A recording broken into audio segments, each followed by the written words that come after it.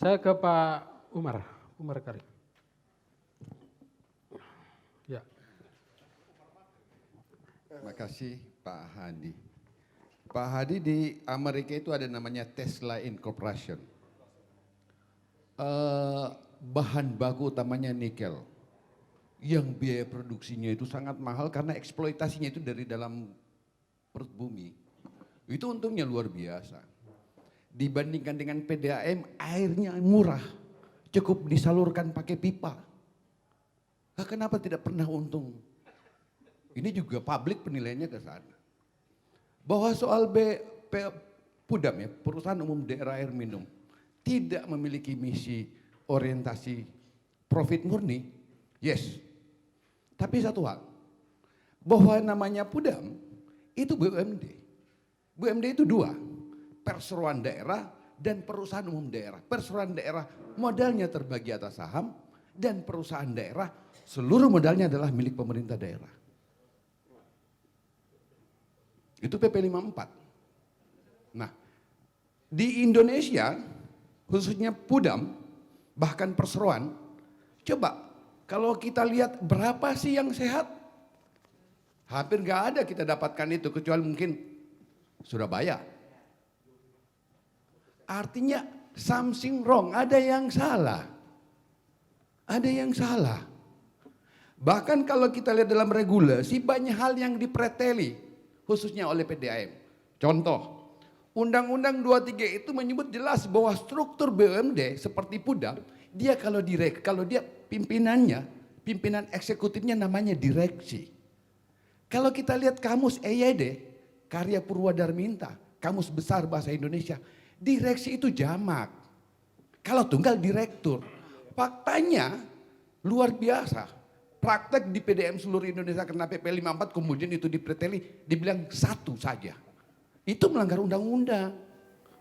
Meskipun PP asas hukum lex superiori derogat lex inferiori, hukum tertinggi mengenyampingkan di bawah. Kenapa PP begitu? Yang diuntungkan tentu pihak perusahaan mampu merampingkan. Itu pun tidak menyebabkan perusahaan ini bisa untung besar.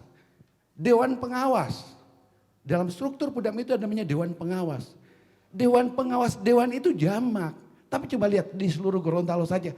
Adakah Dewan Pengawas Pudam jamak? Satu orang. Bukan dewan namanya. Ini hal yang menurut saya di hadapan mata kita. Apakah kita ini bangsa yang tidak mau tidak mampu memahami kaidah tata bahasa yang baik, tapi prakteknya begitu. Lalu kemudian orang mengatakan, oh ini enggak ada salah. Siapa bilang tidak ada salah? Undang-undang saja sudah dilanggar.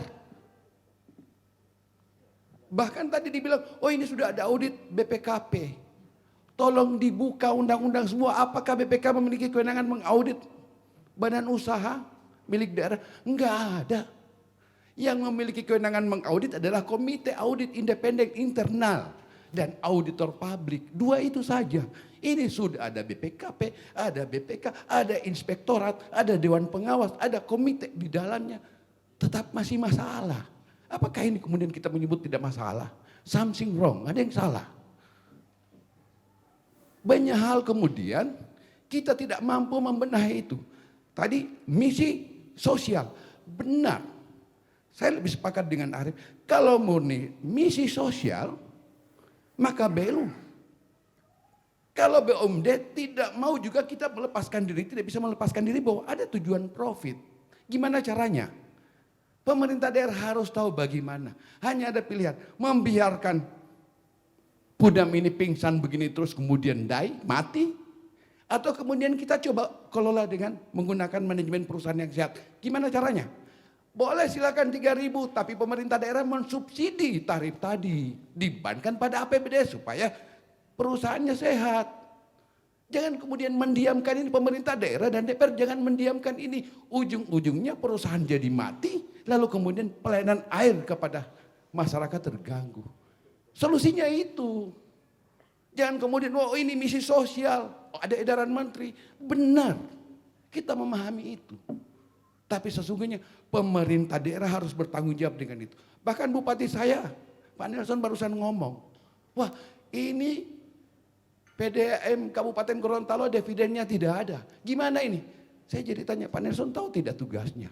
Dia itu KPM. Dia itu kepala daerah, kuasa, pemilik harta kekayaan dipisahkan. Yang kewenangannya adalah menetapkan dividen. Orang balik tanya seperti saya, kan kewenangan di tangan Bapak menetapkan dividen. Kenapa Bapak tidak gunakan Bapak kemudian mencak-mencak? Ada hal yang something wrong tadi. Tidak paham Pak, mohon maaf. Faktanya begitu. Bupati itu KPM berkewenangan menetapkan dividen. Lalu kemudian bicara, oh kenapa ini tidak ada dividen? Saya nanya, loh tugas saudara apa? Bukankah itu tugas saudara? Hal seperti ini. Kembali, bahwa ini misi sosial. Kalau misi sosial ya semua kita urunan bergandengan tangan misi sosial. Kenapa misi sosial? Tapi kemudian ada direkturnya gajinya 60-an juta. Apakah itu masih sesuai dengan misi sosial? Coba kita tanya, coba kita jujur. Ada salah satu daerah di Provinsi Gorontalo direkturnya 60 juta per bulan. Perusahaannya misi sosial. Lalu kemudian digaji besar, apakah itu masih sesuai dengan tujuan misi sosial tadi? Fakta-fakta ini yang kalau terungkap hari ini sebagai bagian dari pembicaraan kita untuk introspeksi. Bahwa ada hal yang keliru. Ini soal air. Tadi bicara galon, ini sederhana manajemennya Arif.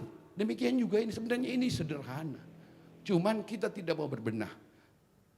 Kesimpulan saya Pak Hadi, hampir kita tidak dapatkan perusahaan yang dikelola oleh pemerintah itu sehat. Bahkan Bank Sulut juga demikian. Bank Sulut Go, itu juga luar biasa. Kalau kita angkat fakta-faktanya di sini. Dan saya sarankan ini diagendakan berikut. Bahkan di Garuda itu juga hampir bangkrut. Ada hal yang perlu dibenahi. Alangkah baiknya ini diawali di kabupaten, di Provinsi Gorontalo. Mungkin sesingkat itu Baik. Pak Hadi. Terima kasih.